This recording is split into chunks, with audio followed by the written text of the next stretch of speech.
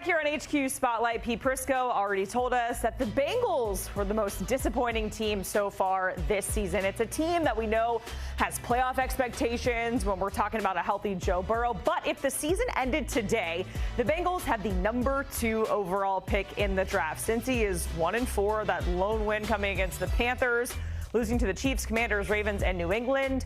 Here's what Joe Burrow thinks of his team right now. Take a listen. We're playing really well on offense. I don't know what the league stats are, but we're 1-4. That's not where we want to be. We're not a championship level team right now. We're not. I like to think that we'll come back and improve throughout the season to get to that point. But right now we are not, and we have to get better. All right, you heard Joe Burrow there. We're not a championship-winning team right now, but the offense is playing really good, which is a weird combination of things. We have Mike Renner here with us to discuss.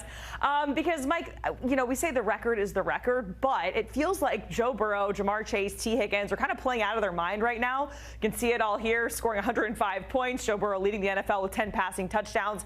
He had 5 of those against the Ravens, which is a career high for him, and still they're 1-4. So it's kind of a disaster. We want to bring in Ryan Wilson because we're going to go through the draft order as it stands right now. As of right now, gentlemen, they have the number 2 overall pick. And Ryan, we're going to start with you because it's the defense that's been playing really bad. So we have to think if they do stay in that number 2, number 3 area, they're going to go and try to find a guy that can help them on that side of the ball. Hey, Jacqueline, Mike, good to see you guys. The way that we listen to Joe Burrow there, the resignation in his voice, that's me talking to my kid about his report card. Like, all right, here's where we are. A lot of stuff to fix. Okay, you got an A in PE. Let's work from there. And I think the things that we didn't hear Joe Burrow say, he said the offense is really good. Read between the lines, the defense stinks. That's why at number 2, I had him picking Mason Graham. And this felt like the easiest pick of the draft almost because they are not very good on the interior. They're okay in the secondary. They have some young players there. They're battling injury, but Mason Graham coming into the season, and we talked with Mike about this on the podcast. He is a special player, and we've heard Rick Spielman talk about how incredibly impressed some of the scouts were. They were going through Ann Arbor, talking about Mason Graham, the way they felt about him coming into this season, and I think he has a chance to be truly special. And by the way, keep it on 78 there. That's Kenneth Grant Jr. 2 guys likely to go in the first round, playing on the interior defensive line for Michigan, absolutely balling out. And Mason Graham, I think, has a chance to very easily be a top 5 pick.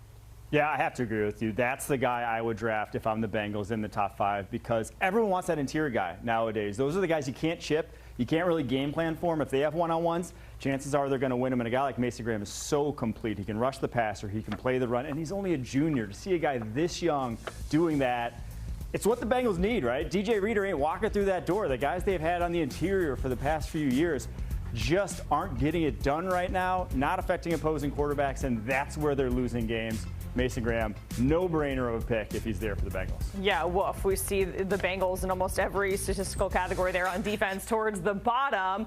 Let's talk about the other team in Ohio. We're talking about the Browns that, as of right now, would have that number 4 overall pick. Of course, you know Deshaun Watson got paid a whole lot of money, and he's not looking all that great there in Cleveland. So you got to think they might be looking for a quarterback if they figure out that whole situation. So, Mike, what quarterback that you're seeing at the college ranks right now could be a good fit in Cleveland with that number 4 pick, in your opinion? I'm shooting for the moon if I'm the Cleveland Browns, and I'm going Cam Ward, the Miami quarterback, playing right down the road here. He's been lights out this season, 300-plus yards and multiple touchdowns in every single game.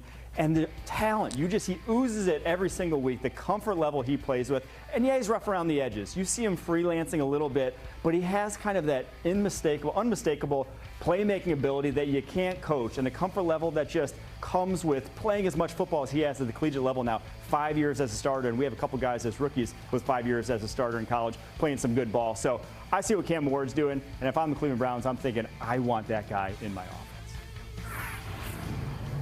I don't hate it, Mike. In fact, I love it. I think you and I both agreed back in August that the player with the highest likelihood of shooting up the old draft boards there and being QB1 was, in fact, Cam Ward.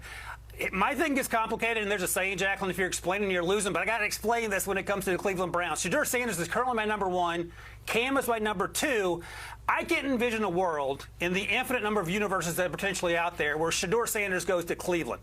Knowing that, I said, hey, Jalen Milroe's coming along. He's made some progress this year. Big game against Georgia, and we've been able to see that progress in that Kalen DeBoer offense. I hope Kevin Stefanski hangs around because I think he's a really good offensive coach. I think he'd get a lot out of Jalen Milroe. But in my world, as I currently sit here, and perhaps the world out in Colorado, I don't think Shedeur is going to Cleveland. So I went with Jalen Milroe here. But Cam Ward makes a ton of sense, too, for a team that has to move on from Deshaun Watson. They're going to have to eat all that salary cap space and just rebuild. And you might as well get a franchise quarterback in the process. Whew, and that is a whole lot of money, Ryan. We were talking about your latest mock with Shedeur, and I believe Ryan had him going to the Raiders in his latest mock. Let's talk about the New York Jets, because currently, as it stands, they have that number 9 overall pick. You guys are in agreement, and we're going to head to Arizona and look at a really fun weapon on offense that could certainly help the guys out there with the Jets. Yeah, McMillan, the big wide receiver out of Arizona, 6'5", massive wingspan, and just freakish ball skills. You watch this Jets team, and they're coughing up chances at the catch point left and right for Aaron Rodgers. If he had that guy on the outside, and obviously no telling if he'll be there next season, but if he will, this is a guy in McMillan that is exactly what they need. To me, he's wide receiver 1 right now just because of that skill set. Everyone is looking for that reliability, that guy that can move the chains consistently, and he fits that to a T. Yeah, T-Mac was my wide receiver 1 coming into the season, and he's only widened that currently where he ranks on the old draft board there. And that's no disrespect to Luther Burton, who's had a really good season so far. But for all the reasons Mike pointed out, Jacqueline, T-Mac makes everything look easy. In fact, we were talking to Cooper Patagna from 247, and I'm going to steal this for the rest of the draft cycle. He makes 50-50 balls look like 90-10 balls. 35-yard passes are basically 35-yard handoffs. And the other thing, and I don't know if we have time for this, but I'd be interested to hear what Mike thinks about this. I had the old Jets trading back into the bottom of the first round, Mike, to get Carson Beck. I don't know if Aaron Rodgers is the long-term solution. He don't feel like the short-term solution. So I said, hey, let's double down, get a wide receiver, and get a quarterback who happens to still be sitting there at the bottom of round 1. I don't know if Beck's going to round 1 after what he's put on tape earlier this season. I'll just say that right now.